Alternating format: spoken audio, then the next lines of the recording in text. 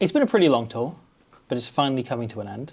The British and Irish Lions have one game remaining in Australia, and it is the third and final test. It's not a decider, as it so almost was, but for Hugo Keenan reaching out and scoring, but for one clean out by Jack Morgan, we do have essentially a dead rubber. And yet, both teams look like they're going out to win this. It's a weird one, isn't it? Because it feels a little bit last day of term when the teams were named. It's a bit like, oh yeah, there's one more game, isn't it? But I think that's quite easy from, as Lions fans, from like our perspective. Like, we remember what 2009 was like when we, as Lions supporters, had gone 2-0 down. And that third test really meant something, really mattered. Yeah. And like, as Lions fans, it did mean something that we won that third test. And so from the Wallabies' point of view, it is very much that. It is still the only time that they'll get to play them in the next 12 years. Or even longer, potentially. You never know, like, what's going to happen with these tours. But yeah, there's a little bit of last day of terms vibes. But also, from a Lions perspective, there's a chance to go 3-0, which is extremely rare. Like, you know, when's that ever happened before? Do you know the last time the Lions won a series 3-0? It must have been like 50 plus years ago, surely. 1966. Yeah, that's mad. So it's a real historic moment open here. For the last series to finish 3-0 was 2005, 20 years ago, when New Zealand 3-0'd them. These series are very, very rare. There's an argument that you can throw 1974 in as well, because that was 4 tests and they drew one of them. Okay, and the other 3 were Lions wins. So they went undefeated, right? But all the same, you're looking in very rare company in terms of what the Lions are looking to achieve here. Yeah. So it is huge and historic, and that is clearly what they've been talking about all week. There is a surprise maybe that some of the players who've gone out and probably been steaming all week are now backing up, because there were some absolute scenes by the looks of things in the 2 or 3 days afterwards. Yeah. They'll get back on the training pitch and send them back out here. And the Wallabies will have taken that personally, by the way. That is not something Joe Schmidt will like the look of. Yeah. Have you heard John Davis' story about the second test in 2017? No. So obviously, first time he beat the All Blacks, only time he beat the All Blacks in his career. Yeah. The draw afterwards. He went out that night, got so drunk he woke up in a car park, went back to the hotel and had to pretend he got in earlier and kind of sneak past people, but still went on to start the third test. And I think there may be a few stories like that coming out over the next few years. Sure. Of that sort of incident. Keep a close eye on Finn Russell. That's all I'm saying. Yeah. But that will change the vibe. I think Farrell's incapable of... You look at his island teams, right? And they always play the same way. They always play the same intensity. They just like he replicates the same thing time and time again, right? Yeah. And I think we'll see a slight drop off, but I think largely we're going to see the same approach, the same ideas, and the same intensity from the Lions. Yeah. Well, they've named their team today, which means one more opportunity to complain that your country's players aren't starting, of course. But where is Tom Rogers? Where is Tom Rogers? He's probably in Carmarthen somewhere. Anyway, so a couple of changes from the Lions' perspective, first and foremost. I think the most notable one is Blair Kinghorn coming in on the wing. I really like that as a selection because it's a bit different from James Lowe. Yeah. James Lowe obviously was in there for his left foot kicking game and his defensive game and so on. Blair Kinghorn came on from last week after James Lowe had a bit of a shaky game. Lowe had a really weird game where he was broadly quite bad, but had a couple of outstanding touches. Yeah. And one of those led to the try that got them back in it through Tyburn. So it kind of becomes down to like, do you back him as being worth those touches? You know, or he's worth the downside for those touches. Lions toss are a weird thing though, aren't they? Because like backfield cover is one of the things you'd have had as James Lowe's strength. Even just in the tour games, you know? Like he was so much better at that than Dylan van der Merwe, which is kind of what got him in the team.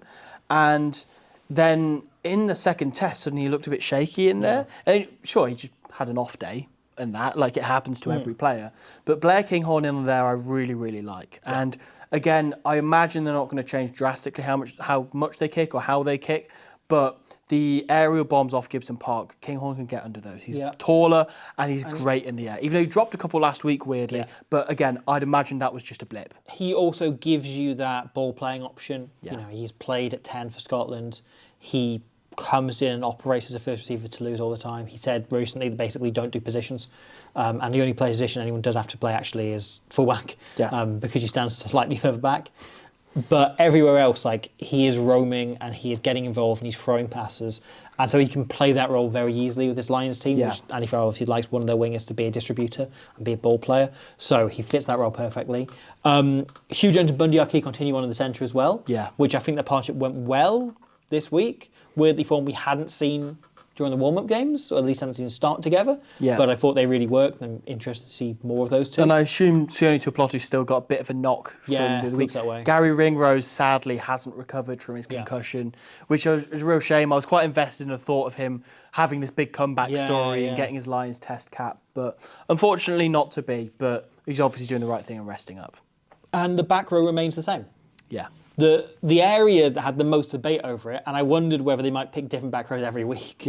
Instead, they picked the same team week on week on week. I said on one of these that back row is going to be completely different by test 3. Nope, not at all. It's been exactly the same. All they've changed is the bench. Curry, I think, for me, probably so far, player of the tour. I know that the public vote is there. I feel it's wrong to kind of vote before we've seen the third test. I agree. So far, he's the player of the first 2 tests. Curry's there. Byrne is right up there as well, though. He is. And Coden has been very good. Yeah. And then on the bench, they've gone 6-2. So we have Jack Morgan keeps his place and Ben Earl returns. Earl, I am a bit baffled by. Really? Why? I don't think he really fits the system they're playing or what they want from replacement.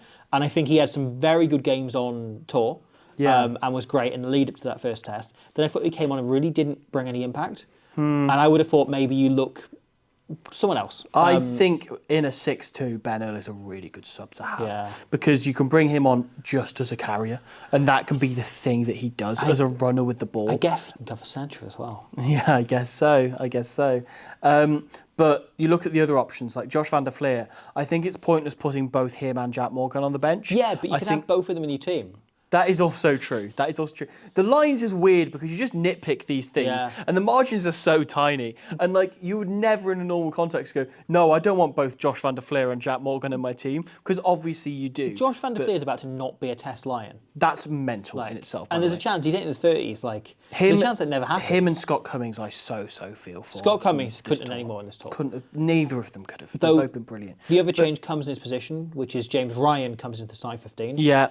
Who really earned it off the bench. And obviously we've both been quite outspoken. Thought he had a pretty ropey Six Nations. Yeah, definitely. And then a tour which had some good moments, but wasn't perhaps... on aggregate, he probably brought a little bit less than the other second rows. Yeah. But in the second test, again, it's just one of those things. Andy Farrell knows what he's on about, and he knows what these players are like. He knows what they bring. He knows what he wants someone to bring off the bench in that position. And he clearly just identified James Ryan. He went, he's going to bring it, and he was right. Yeah. He chopped absolutely everything, was brilliant at the breakdown. And one of the things James Ryan is best at is on his own ball, just killing all threat before they arrive. Yeah. And that thing where he drops really low to the deck. And look, a lot of people would call it as saying like he's gone off his feet here. Sitting off. Yeah, every second row does it. Yeah. Every good second row does it and gets away with it. And he is honestly one of the best in the world at this. Him and Will Skelton both are really, really good at this.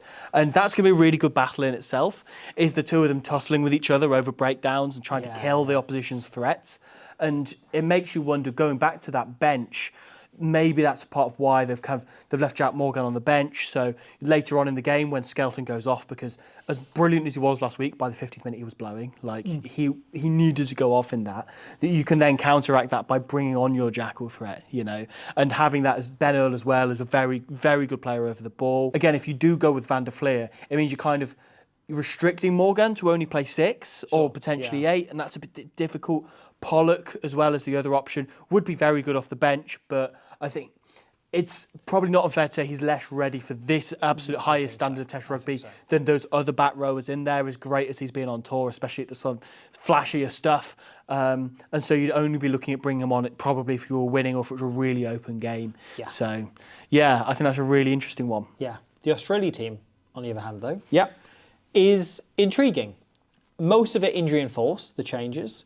However, there's one tactical change, and I think slightly sentimental change, which is Nick White comes in at scrum half. Little piss boy will piss no more. He's off to retire and become a big piss man after this game. I love this pick. Yeah. I love this. Like, you've just gone 2-0 down in the series. Your best player in the second test was your scrum half, Jake Gordon. And Nick White has been watching the whole time and plotting. Like little Dr. Robotnik on the touchline there, just going like, these little shits have dared go above us. And like, it's not like I've just put him on the bench. Like, Tay McDermott has also been somebody who's very worthy of a start because he's been one of the best players in this series. And yet they've just gone, nah. What we need, instead of any rugby ability, forget White's kicking game, forget his goal kicking, forget his pass. We need spite in this. We need someone who's royally pissed off and who's going to go to the Lions and just like get in their faces and be really lippy and mouthy with them the whole time. And no matter how many times, Finn Russell mouths back to him and says, "Oh, what's the series score, mate?" He'll have something to say back to him. Yeah. And it's just what Nicky White is like. He's a little chirpy bastard, and he's exactly what Australia need if they're going to turn this around. But also a great scrum half. And a great scrum half. Also a technically excellent scrum half. Yeah. So but that is secondary to what makes Nick White great. He was great for the Force. Yeah. He was great for the Western Force when he played there. Obviously missed the last Lions tour with a leg injury in the last game of Super Rugby, which ruled him out for that whole tour, which was agonising for him. And I know he elongated his career here in order to play in these games. He's retiring now after them. But what a player he's been. Yeah, defensively brilliant. It feels set up for him to have remember when he kicked the winner against the All Blacks? And against France. Years ago. It feels set up for him to have a big moment, or at least to kind of power the Wallabies through it. We talk about scrum halves who is impossible to ignore if you're a forward, right? You can't be lazy around. Nick White will double down on that. Ben Young saw the story on For Love of Rugby recently that, there was once England were mauling towards the line and Nick White from the scrum half position stood by the side, yells, "And are you going to stop that?" He's such a prick. I love it. Which is peak scrum half behaviour. I love him. It's that sort of thing, right? It's that barking at them, it's that keeping them going. In a game like this, it matters because a lot of people will be deflated from the second test. Exactly. You think about morale, right? You have someone come in who's been looking forward to the game for 12 years, wants a crack at them, and is petty and chirpy anyway. If he's got one thing, it's energy. It feels like an inspired pick. Also, alongside Tom Lyon, takes a lot of the pressure on because he likes to run a lot of the game for himself. And also, from a kind of game management point of view, he'll do a lot of that himself because he just kind of can't help himself. So I think it really helps this Wallaby course. I think it actually strengthens things quite a lot. Playing alongside an experienced scrum half who you've grown up watching on television. Yeah. That's a great thing for Tom Liner. He gets that in his third test start. So I'm so behind that pick. Elsewhere, of course, Dylan Peach coming in onto the wing, which I really, really like. That's a selection. Again, was really good against the Lions earlier in the tour for the Force. Really good defensively, and it's rapid when he gets the ball in open space. And again, similar to Jorgensen, can link up with the backline around him, and I just feel like he's got line breaks written all over him. Yeah, I feel weirdly very invested in Dylan Peach. I think it's the Aboriginal art and graphic design stuff and him being a kit designer and everything alongside. Of course, all of this. I'm really into all of that, and he's so good for the Force and has been on brilliant form for them and really deserved the shot. I'm surprised he hasn't got a chance sooner in the tour. Yeah. Perhaps has. I would make the argument maybe he's been playing better than Harry Potter in a leader. Yeah. And obviously Andrew Kellaway had a lot of cash in the bank, but they opted for Potter. The Kellaway thing I don't quite get still. Yeah. Because I still think all round he's probably their best winger. But Peach has a bit of X factor, a bit different. He's incredibly slippery. He's able to get out those tackles and just bounce out and spin out and make little steps and so on. He's such a live wire with the ball. Him and Jorgensen is a combination that for years to come we're going to be talking about as well, I feel like. Well, obviously, there's a few players that left to go and play the other game after last World Cup. And Mark Nwangi Tanase is perhaps the headline amongst them, Carter Gordon as well, if they wanted the blonde fly half, and someone that's perhaps a tiny bit more experienced than Tom Liner. I think Dylan Peach is the closest thing they have to Nwangi Tanase in terms of that balance, in terms of that ability to beat someone one-on-one, in terms of that ability to get the ball out of the tackle as well. And he's obviously a very different player, but in terms of having someone who's got a bit of Seven style player. And can create something out of nothing, which, with all love and respect to Jorgensen and to Potter and to Kellaway, none of them are that player. Peach can be. Jorgensen has a little bit of that, he's able to, he does a lot with his chances when he's given space, but he's not someone that will necessarily create an awful lot out of thin air, right? Even if he is, then you give him the tiniest bit of thin air and you go brilliant, I'll score.